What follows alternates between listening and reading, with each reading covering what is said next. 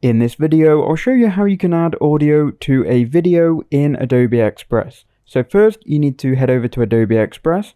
You can then scroll all the way down, click on video, and choose the video template that you want. I'm going to click Browse Templates, and we'll go ahead and upload our media. So add on your video media by clicking Add Media, and then upload it from your computer. Once you've got your media added, you can either go to Add Audio down here, or if you go to Your Stuff, you can go ahead and upload it.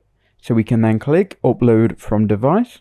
You can then find the audio. Once you've then clicked on that audio, it will then add it to your track. Here you can go ahead and trim off the ends if necessary.